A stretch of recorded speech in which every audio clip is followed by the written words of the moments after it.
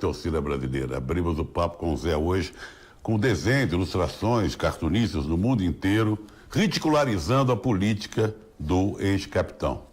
O pessoal da Rádio Brasil Atual não pôde ver, mas por isso que eu estou contando para eles.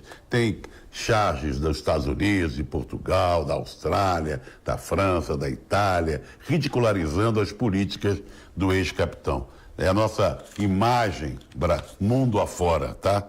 Cada vez pior.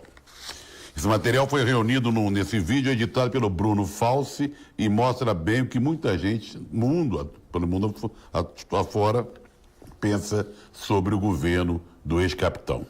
Hoje é Dia Mundial da Fotografia e Dia Nacional do Historiador. A gente vai falar sobre isso no decorrer do programa. Quero, como sempre, mandar um grande abraço pro pessoal da TV Quirim Moreira, da Rede da Cidadania em Salvador, tá? Pessoal da TV Comunitária Cidade Livre em Brasília, TV Comunitária que assiste o programa que vai ao ar pelo canal 6 da NET Rio, pessoal da TV Capibaribe, lá em Pernambuco, canal 7 da NET, e o pessoal de Maceió, que vê o programa pela TV Comunitária, canal 12 da NET, e você pode participar, como sempre, no 11 992030506, e a gente bate aquele papo legal. Repetir, né? Dia da fotografia, dia do historiador, tá? Vamos lá. O ministro da Justiça, Sérgio Moro, é um grande banana nesse governo, né? Toda hora o capitão passa a perna nele, fala, acontece, e ele não se manifesta, e ele fica com aquela carinha de Santo Onofre, como se nada acontecesse. E não se manifesta também falando do Queiroz, falando do ex-capitão Adriano, quem matou Marielle Anderson, é um negócio impressionante. Agora, ele se nega a divulgar para a imprensa documentos que ele próprio vazou para o Bolsonaro sobre as candidaturas laranjas do PSL. Você lembra? Aquelas candidaturas ligadas ao ministro do Turismo, Marcelo Álvaro Antônio. Teve um assessor preso, dois ex-assessores também, durante as investigações. O Sérgio Moro confirmou que passou as informações para o Bolsonaro, mas não quer passar para a imprensa. O jornalista Rubens Valente, da Folha, solicitou a divulgação dos documentos com base na Lei de Acesso à Informação. Mas o ministro negou. Vejam vocês o que é a natureza. O ministro da Justiça negou essas informações. Torcida brasileira, não está fácil, não. Vocês sabem que tem a Procuradoria-Geral da União, né, da República, e há uma expectativa em relação ao nome, né, no lugar da Raquel Dodge. O nome preferido pelo ex-capitão para chefiar a Procuradoria-Geral da República já respondeu, veja que coisa belíssima, a processo de falsificação. É o senhor subprocurador Antônio Carlos Simões Martins Soares, nome grande, hein?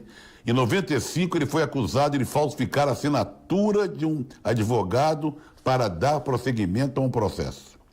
Na época, ele era procurador junto à Justiça de Juiz de Fora, em Minas Gerais. Um juiz federal percebeu que a assinatura era falsa e encaminhou o caso para o Ministério Público. O caso prescreveu e ele, como presente, anos e anos depois, pode se tornar procurador-geral, né, da República. Parabéns para ele. Que coisa.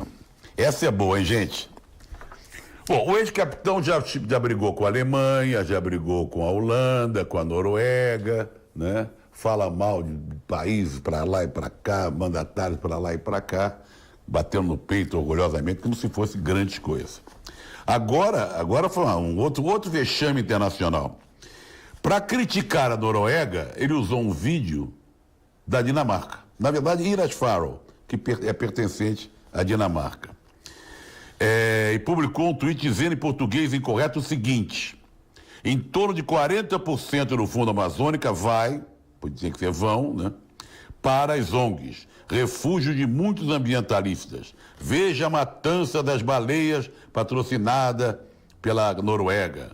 Só que esse vídeo usado por Bolsonaro para ilustrar o post mostra imagens captadas na Dinamarca. Para ele, eu acho que é a mesma coisa. Noruega, Dinamarca, Finlândia. Para ele deve achar que é tudo a mesma coisa. Virou piada na internet, evidentemente, né? Eu não sei quem é que posta isso, quem é que não tem revisão. Português errado, o vídeo errado. É um negócio do balacobaco, como diria o outro.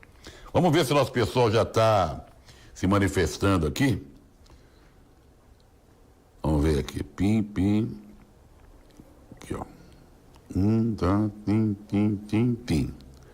Aqui diz o seguinte: o Fantástico já localizou o Rei Arthur, aquele lá do Rio de Janeiro e tal. E não localiza o Queiroz? Carlos de Lauro de Freitas. Boa noite, Zé. Depois de tantas provas, o Moro e o Dallagnol ainda vai continuar com essas farsas.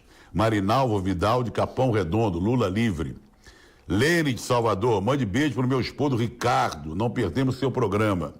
O abraço do Antônio de Eduardo de Mairiporã, Cícero José e Ana Luísa de São Bernardo.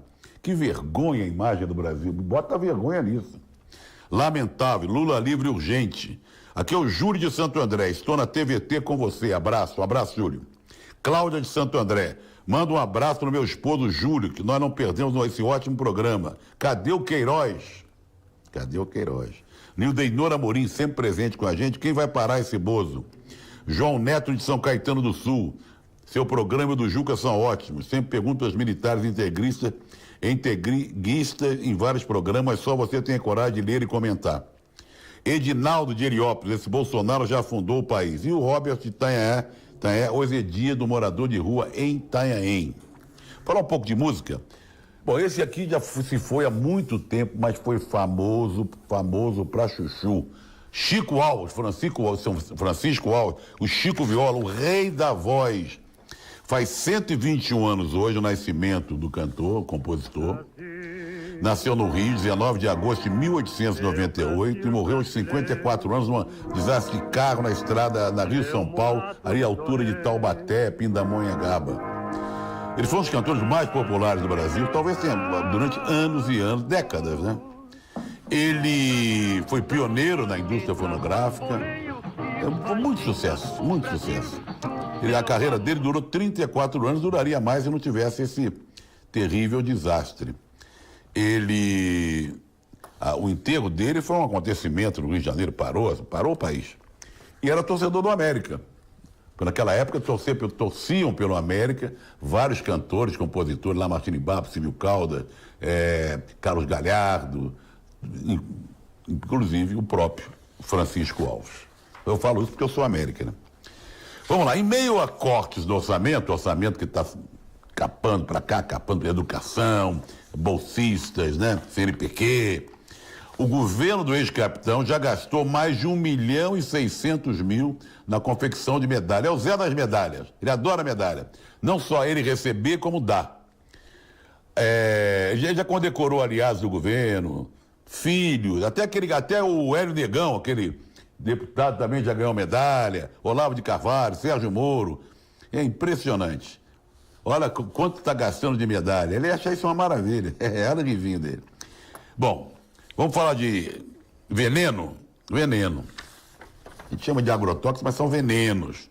Passaram a ser usados como uma espécie de arma química, é uma matéria da Agência Pública de Jornalismo Investigativo. Foi publicada hoje, cita a situação dramática vivida por pequenos produtores do Mato Grosso e Confresa. Nuvens de veneno vêm invadindo a terra deles, também uma reserva indígena Urubu Branco, onde vivem 800 pessoas. Olha só que eu vou ler agora.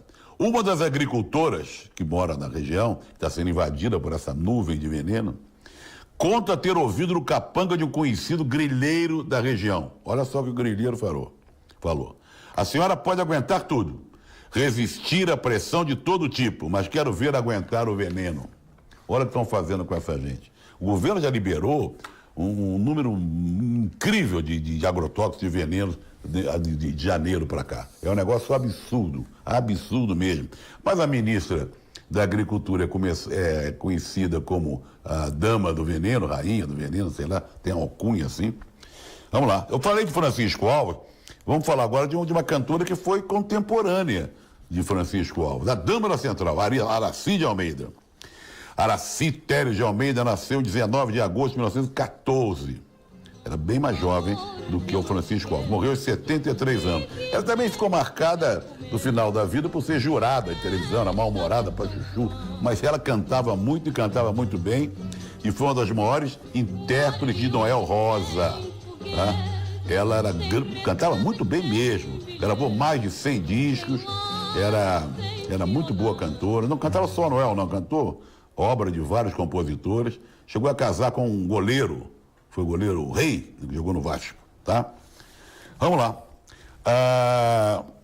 É incrível como as igrejas evangélicas ganham isenção e cada vez se tornam mais poderosas e ricas aqui no Brasil. Uma matéria hoje da Folha de São Paulo mostra que a arrecadação das igrejas brasileiras praticamente dobrou nos últimos 8 anos, graças a essas isenções tributárias. Agora vai ter a reforma tributária, mas as igrejas evangélicas estão fora. Além do aumento de templos, aumentou a quantidade de fiéis e o valor de doações e dos dízimos. A reforma tributária não vai pegar... Olha, para ter uma ideia do faturamento, pulou de 13 bilhões e 300 milhões de reais, isso em 8 anos, para 24 bilhões e 200 milhões de reais. É o faturamento das igrejas. Isso anos atrás, porque não tem um número mais atualizado, tá bom? Saiu uma matéria hoje pela Fundação, uma análise feita pela Fundação SEDAE, que mostra que a região metropolitana de São Paulo já não está com aquela bola toda na economia do Estado, não. Vem perdendo a presença na economia do Estado para aquela região, principalmente a região ali do açúcar e do álcool, ali São José do Rio Preto, Bauru, Araçatuba e outras, tá? Essa pesquisa analisa de 2002 a 2018. A forte presença do agronegócio faz essas regiões subirem na economia do Estado. Agora, o pessoal que concentra áreas mais industrializadas vem perdendo terreno, como Campinas, Sorocaba, São José dos Campos, tá? E a capital. Eu falei hoje de Aracide Almeida, falei de Francisco Alves, agora eu vou falar um pouco de teatro, televisão, cinema. Sérgio Cardoso, quem acompanha a televisão, vê a novela há muito tempo, ele vai lembrar do Sérgio Cardoso, que era um grande ator de teatro, principalmente, depois se bandeou para a televisão. E teve um personagem dele que ficou muito famoso, que deve ter uns 50 anos assim ou mais, sabe, Dr. Valcour. Dr. Valcour foi famosérrimo. Era um bruxo, um médico e um monstro, assim. Ontem fez 47 anos da morte do Sérgio Cardoso. Ele é paraense, é de Belém do Pará, morreu aos 47 anos. Ele fez Hamlet, ele fez muita coisa, aqui o pessoal de teatro bom, teatro sério. Ele fez pouco cinema, tá? Mas a morte dele causou muita repercussão. Que consta que, isso eu me lembro, tem muito tempo, deixa eu ver quando ele morreu. Ele morreu aos 47 anos, em 1972, que ele teria se mexido no caixão. Foi um quiprocó danado, o caixão foi exumado, não sei o que e tal. Até hoje essa história não é bem explicada, essa história do Sérgio Cardoso. Deixa eu ver aqui o nosso pessoal. Aliás, só para falar, tá um breu aqui a cidade, desde a parte da tarde, 3 da tarde, cidade de São Paulo escureceu, né, de uma forma surpreendente. Já aconteceu outras vezes, mas quando acontece fica todo mundo chocado. O dia vira a noite, né? E alguns institutos meteorológicos disseram que tem a ver com aquelas queimadas lá de Rondônia, que chocando com a frente fria, dá nisso que está dando, né? Que o dia virou noite aqui em São Paulo. Deixa eu ver aqui, ó. Pim, piririm, aqui, ó. Olha, o Maura de Salvador, amo o seu programa, pelo que o tempo é tão curtinho. Sibeli Sodré de Ribeirão Preto, eu e meu marido Wilson e filhos assistindo pelo YouTube seu programa, legal. Porque você pode assistir de várias maneiras. Pelo YouTube, pelo aplicativo Rede TVT, pelo Facebook ultrajano.com.br, pelas emissoras que eu sempre destaco no início do programa, ouvir pela Rádio Brasil Atual, muito legal. Temos seus 3 maravilhosos livros, estou lembrando de vocês. autografados nós conhecemos no Sesc Santo André. Grande abraço para você, me lembro de vocês. Enorme abraço para você e sua equipe, sucesso e vida longa. Juarez e meu filho Pedrão sempre com a gente. Ex-capitão engana mais uma vez a população com um vídeo da ilha da Dinamarca sobre a morte de baleias como se fosse da Noruega. Uma vergonha. Zenaide, Cidade Iremar, Brasil, um país sem presidente. Luiz de São Mateus, aqui de São Paulo. Que presidente, que vergonha, hein? Professor de Sampa, Davi de Sampa, que esse tipo de ministro esconde o jogo é coisa comum. Lembra do Rubem Recupero? Mas a seleção e apagamento de notícias na grande mídia hoje é maior que nos anos 70. Bom, eu falei que no início do programa mostramos aí charges, mas não tem nada a ver. Vamos falar agora de fotografia. Outro dia eu mostrei umas fotos aqui do grande fotógrafo brasileiro Sebastião Salgado. Em homenagem ao Dia da Fotografia Mundial da Fotografia, nós selecionamos aqui fotos de três grandes fotógrafos. Vamos ver. Eu tive até o prazer de conhecer, né? Dois estão vivos, só o Luiz Mamprim, que faleceu já há muito tempo. Vamos à ilustração? A primeira foto é do grande Luiz Mamprim, um brasileiríssimo que nasceu em Veneza, tá? Ele morreu em 1995, trabalhou na revista Realidade, tem um trabalho espetacular, principalmente junto aos indígenas. Luiz Mamprim. Segundo a foto que eu vou mostrar, é do grande Walter Firmo, grande amigo, trabalhei muitas vezes com o Walter Firmo, nasceu em 1937.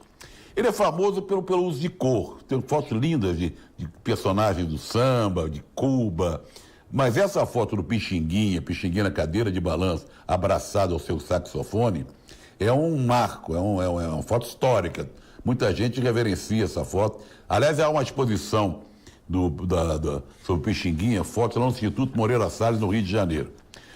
Parabéns para o Walter Firmo. E o terceiro é o citado Sebastião Salgado, que celebrizou imagens como de Serra Pelada, do Garimpo, lá no Pará, tá?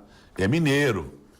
O Luiz Mampim era brasileiro de Veneza, o Walter Firmo carioca e o Sebastião Salgado mineiro. Parabéns aos fotógrafos brasileiros. Podia citar aqui muitos fotógrafos. Quero mandar um grande abraço para o Hamilton Correia, um amigo meu, fotógrafo lá do Rio, que sempre acompanha a gente, para o Pedro Martinelli, sabe? Grande fotógrafo. E se eu fizer uma lista aqui, a gente vai embora. E parabéns, eles merecem toda, porque tem gente que faz trabalho espetacular. Eu vou falar de Fernando Vitorino agora, eu vou para 14. Segunda-feira, sexta também, é dia do nosso colunista radiofônico, Fernando Vitorino. Vamos ver o que ele trouxe para a gente hoje.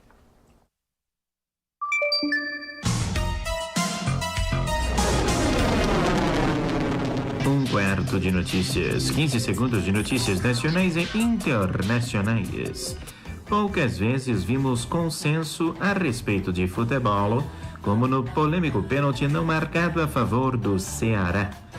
Fato que nos remete e contraria um dos maiores cronistas brasileiros, Nelson Rodrigues, para quem toda unanimidade é burra, bem como burro é o videotape. Se bem que no segundo caso, podemos dizer que quem opera o videotape é que carece de pouca inteligência e sensibilidade. Eu vou pular umas laudas aqui para falar exatamente desse assunto, que é o seguinte. Tem a ver com o VAR. Tinha aqui o VAR. Eu não sei onde está, daqui a pouco. Porque agora vai mudar, no segundo turno, daqui para frente, as pessoas vão poder ver o que o da televisão, o que o juiz está vendo. Para diminuir um pouco a confusão que o VAR vem provocando no futebol brasileiro. O futebol inglês começou a adotar agora e, passa como uma luva. E o futebol brasileiro cada vez só arranja mais confusão. E o Ceará tem toda a razão de reclamar, porque foi pênalti. E o Salvo Espínola, o árbitro de plantão lá da TV Globo, grande amigo nosso, também disse que foi. São Paulo mereceu ganhar, mas o Ceará deu trabalho e foi prejudicado pela arbitragem. O assunto agora da tarde e noite é a queda do Fernando Diniz, ex-técnico do Fluminense. A derrota para o CSA, em pleno Maracanã, causou a demissão dele. O Marcão, auxiliar técnico, vai assumir.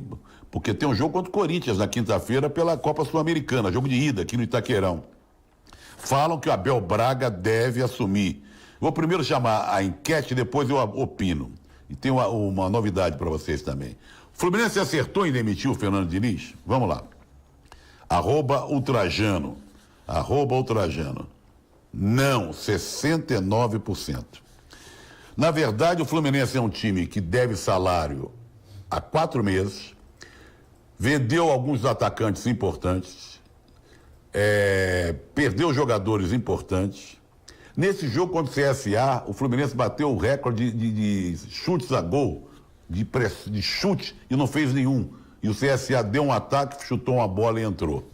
É certo que o Fernando Diniz não tem resultados expressivos, mas ele acredita numa maneira de jogar e tem que ser mais apoiado por isso. Como é que um time que não paga há 4 meses, vende seus melhores jogadores, demite o técnico assim? Teria que esperar, por exemplo, esses 2 jogos contra o Corinthians. São jogos, porque na Sul-Americana o Fluminense está bem. Eu sou contra a demissão do Fernando Diniz. O nosso querido Cláudio Arregui tem agora um canal no YouTube. E ele comentou a demissão do Fernando Diniz. Vamos ver e ouvir Cláudio Arregui. Pouco importa que o time tenha criado 33 oportunidades de finalização, tenha finalizado 33 vezes no gol e não feito nenhum, e tendo levado um gol, isso tudo foi posto para escanteio e sobrou para o suspeito de sempre. Fernando Diniz tem que se reciclar um pouco? Tem, porque ele não pode querer impor aquele jogo dele que deu certo no Audax, um time que se espera pouco em relação aos mais tradicionais do futebol brasileiro, querer repetir, replicar isso em time de maior tradição é complicado.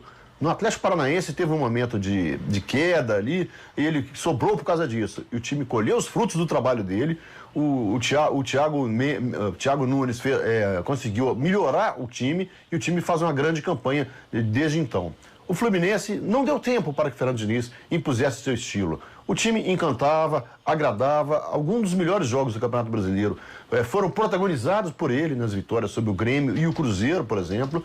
Mas o time estava na zona de rebaixamento. Fica difícil segurar treinador nessa situação. Agora vem um treinador mais pragmático, vai botar o time preocupado mais em não sofrer gol, mas o time vai correr risco do mesmo jeito. Há limitações no elenco. E isso independe de Fernando Diniz ou de outro. Tá aí, prestigie o canal do Arregui, entra lá, se inscreva, Cláudio Arregui no YouTube, nosso companheiro aqui. Bom, 47 mil torcedores foram ao Morumbi, eu achei pouco, achei que era coisa para 60 mil, prestigiar a estreia do Daniel Alves e do Juan Fran. É predestinado mesmo, tem estrela, o Daniel Alves fez o primeiro gol, e o único gol do jogo. Jogaram dos dois, inclusive, mas jogaram que veio do Juan Fran, cruzou e tal. E ele fez o gol. Quase que ele faz um outro depois. Mas a maior polêmica foi esse pênalti do goleiro Volpi e do Felipe Cardoso. O chato dessa coisa é que o juiz nem chamou o VAR. Chamam o VAR para tudo na hora do lance, para lá de polêmico, que foi pênalti, o juiz não chama o VAR. Mas o Daniel Alves estreou muito bem, é o grande herói do São Paulo. E o São Paulo está encostando, hein? São Paulo e Flamengo estão encostando no Santos. O Ceará vai recorrer à CBF contra a arbitragem, tá? Foi uma média de público fabulosa. Teve a maior média de público da história dos campeonatos brasileiros, 31 mil torcedores. Mas o recorde ainda do campeonato é de 1983, tá? Que a média foi de 22.900.